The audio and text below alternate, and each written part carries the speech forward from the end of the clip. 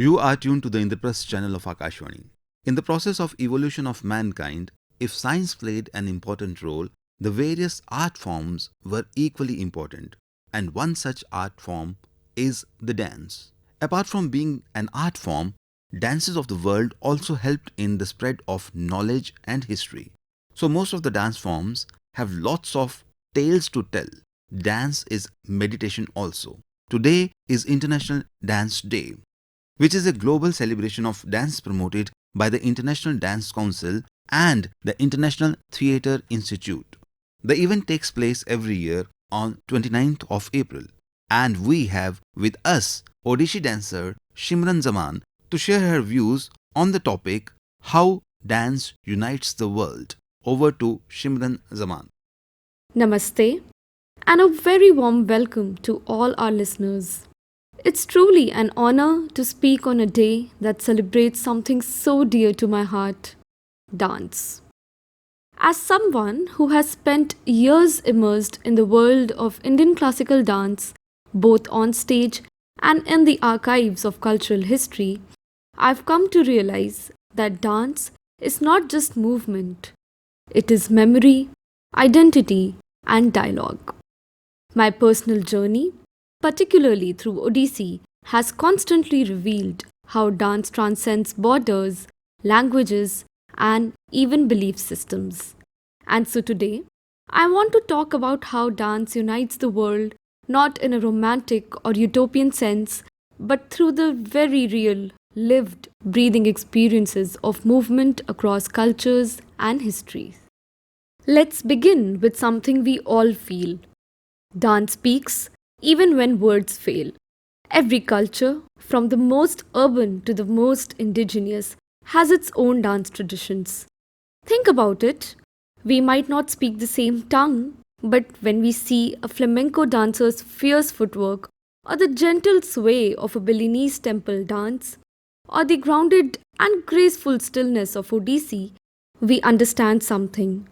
We feel something, and that something is human. In my experience, even without knowing the language of the song or the context of the ritual, I've connected to performances from across the world, and in return, I've witnessed people connect to Odissi. Even when they don't understand its myths or mantras, because they feel the emotion, the bhava, the heartbeat of the form. I remember once, while performing Jayadev's Dashavatar for an audience that had no context for Vaishnava mythology, and yet a woman came up to me afterwards, eyes glistening, and said that even though she didn't know the story, but she could feel the transformation when I portrayed half lion, half man. That is the Narasimha avatar. And something in her leapt.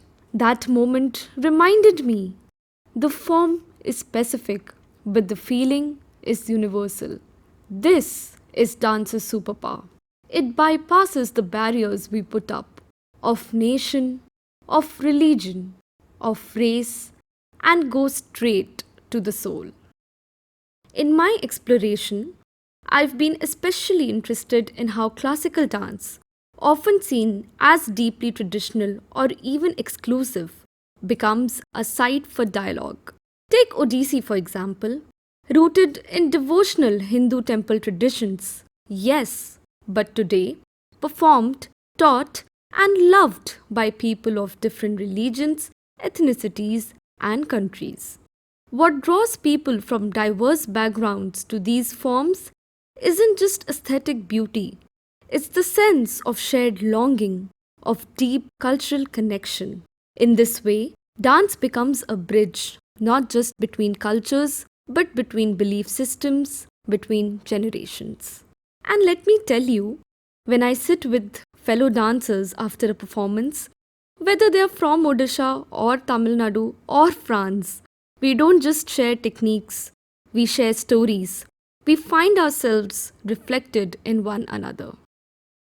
In a world that often feels divided politically, ideologically, socially, dance becomes an act of resistance, of unity. Have you ever seen a flash mob break out in a train station? And suddenly, strangers are smiling, filming, maybe even joining in. That's not just entertainment, that's unity in spontaneity. Or during the pandemic, when stages were shut, dancers from around the world turned to digital platforms to collaborate. These weren't just fusion projects, they were acts of solidarity. They said, "We may be apart, but we are still dancing together." Even in my own dance journey, as a woman, as a researcher, and as someone who sometimes gets to represent a classical art, I have felt the most extensive support from dancers across disciplines. We understand what it means to move through doubt, through joy, and through discovery. And sometimes unity is quiet. It's in the way you sit beside someone tying their ghungaroos or ankle bells. It's in the silence before the mardala begins. It's in sharing water after a sweaty rehearsal and knowing we've all given something of ourselves to this form. If dance has taught me anything, it's that unity is not about sameness, it's about harmony. In Indian classical music, we know this: different notes, different instruments, but played in the right rhythm, they create magic. Dance is the same. Even within a single performance, you'll see the choreographer, the musician, the light designer, the dancer, each with their own language, and yet together they create something larger than themselves. I've seen this play out in classrooms too. Once, during a workshop, we had dancers from completely different styles: Kathak, Odissi, Bharatanatyam, and Mohiniyattam. At first, there was hesitation, a silent comparison, maybe even a little ego. But by the end of the session, we were improvising together, and suddenly the idea of my style or your style didn't matter. We were just moving as body, as beings. That's the kind of unity the world needs. Not forced conformity, but the freedom to bring your own rhythm to the rhythm of the collective. So, as we celebrate International Dance Day, let us remember we do not need to speak the same language, wear the same costume, or pray to the same gods to move together. All we need is willingness, a willingness to listen, to feel, to move, and to see one another with open hearts. Dance reminds us that our differences are not threats, they are textures. They are colors in the choreography of being human. And so, I leave you with this thought.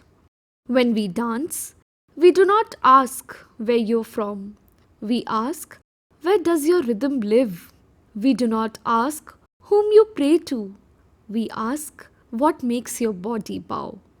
We do not ask if you belong. We say, come, the world is a stage, and your place is already waiting.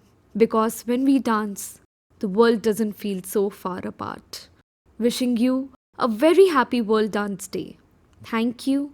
Namaste. How dance unites the world. That was a talk to commemorate International Dance Day by Shimran Zamam. The broadcast came to you from the Indraprasth channel of Akashvani. Please stay tuned in for our next broadcast.